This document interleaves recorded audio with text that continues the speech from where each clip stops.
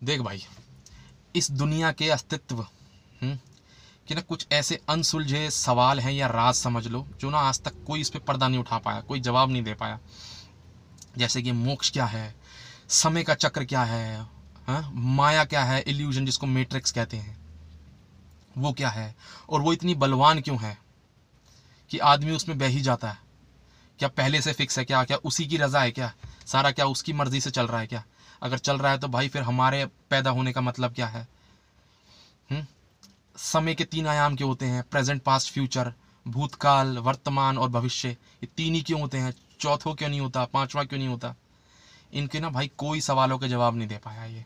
और इन तथाकथित गुरुओं से या कोई ऐसा कोई साइंटिस्ट बड़े से बड़ा रहा हो, वो भी इन चीज़ों के कोई सटीक एक जवाब नहीं दे पाया कि हाँ यार ये जवाब ठीक लग रहा है ये वाला। बिल्कुल मतलब सेटिस्फाई, हर बंदा सेटिस्फाई होना चाहिए उससे, है ना। सिर्फ उनकी ना उनसे सवाल पूछो तो तुम्हें सिर्फ यही बताते हैं कि हाँ 150 साल पहले, 500 साल पहले बंदा ऐसा हुआ करता था, दिव्य शक्तियाँ थी उसके पास, पानी पे चलता था वो, इतने टाइम बिना खाए पिए रह पाता था वो, हवा में उड़ता था वो, है, आसन लगा के बैठता था, समाधि ले लेता था वो, मोक्ष को प्राप्त हो गया। मतलब तुम्हें ना इनके ना कोई एक तुम्हें ऐसा लगेगा नहीं कि हाँ यार ये बंदा बात सही बोल रहा। सिर्फ एक रोचक कहानियों की तरफ हम पूछते हैं उनसे और वो हमें ऐसे जवाब देते हैं, इसका ना मतलब उसका सच्चाई से कोई वास्ता नहीं है उसका, है ना। तो मैं इन वीडियोस में ना तुम्हें यही बताऊंगा कि जो एक्चुअल में जो उसका कारण है ना, वो क्यों बनाया गया। तो देख भाई, इस वीडियो में ना हम बात करेंगे मोक्ष की। तो मोक्ष को जानने से पहले हमें ये समझना पड़ेगा कि सन्यास, क्योंकि बहुत लोग ये समझते हैं कि सन्यास अगर मैं ले लूंगा तो क्या मुझे ये रास्ता मुझे मोक्ष की तरफ ले जाएगा, है। तो सन्यास को समझने के लिए भाई ये समझ, देख हर आदमी ना अपने एक सिस्टम में जी रहा, सिस्टम ही उसको चलाता है। यानी कि 18 साल तुम्हारी स्कूल की हो जाएगी पूरी तुम्हारी पढ़ाई, फिर तुम्हारा कॉलेज होगा, फिर तुम्हारा नौकरी ढूंढोगे 2-4 साल, उसके बाद तुम्हें शादी, फिर बच्चे, फिर बच्चों के लिए काम करना पड़ेगा, तुम्हें फीसें जुटानी पड़ेंगी, गाड़ी की सर्विस करवानी है।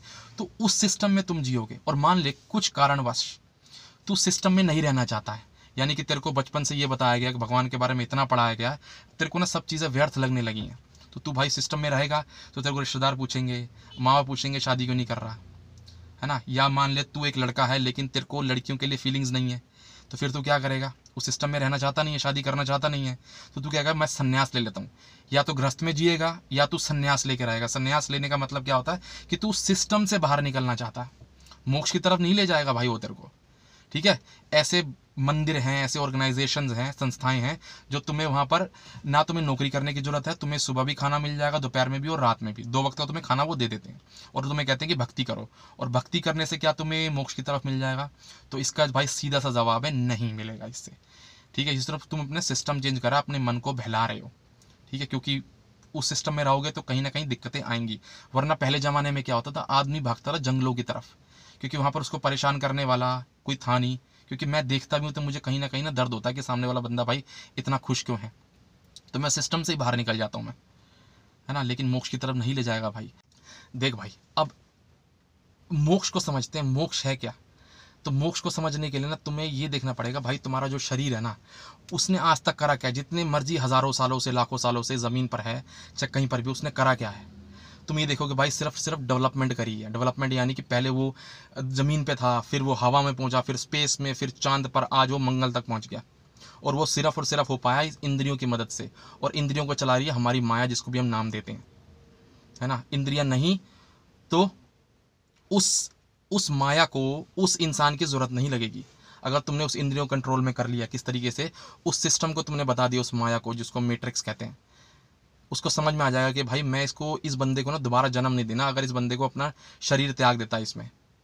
तभी कहते हैं भाई, गीता वगैरह में लिखा भी हुआ है कि अगर तुम्हें मरते टाइम तुम अगर भगवान का ध्यान करते हो, या तुम्हारी कोई भी थॉट होती है उस आखिरी मरते टाइम पर, उसको पता लग जाती है, और वो तुम्हें ना अगला जन्म उसके बेसिस पर देता है ना। ऐसे सुअर हो गया, कुत्ते का जन्म मिल जाता, पेड़ पौधे बन जाते हैं हम लोग, है ना।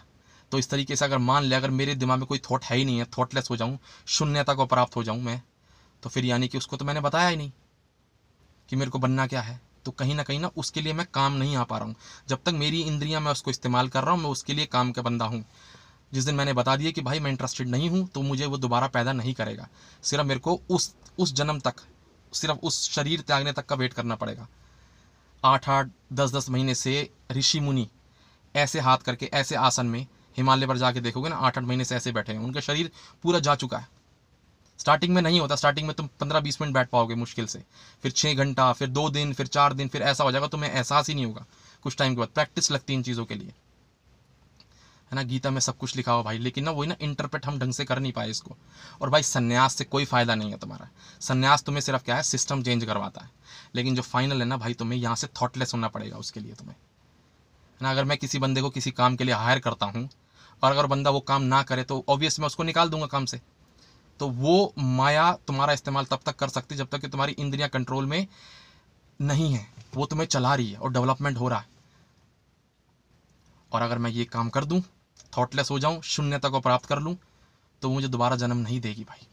तो ये है मोक्ष का। जिसको मोक्ष पाना है तो तुम्हें आज से जब भी है, जब भी तुम्हारा टाइम लगे, तो तुम इन चीज़ों की प्रैक्टिस कर सकते हो। एक दिन तुम्हें वो निर्वाण को प्राप्त हो जाओगे तुम। ठीक है भाई, चलो भाई, सी यू इन नेक्स्ट वीडियो। जय हिंद।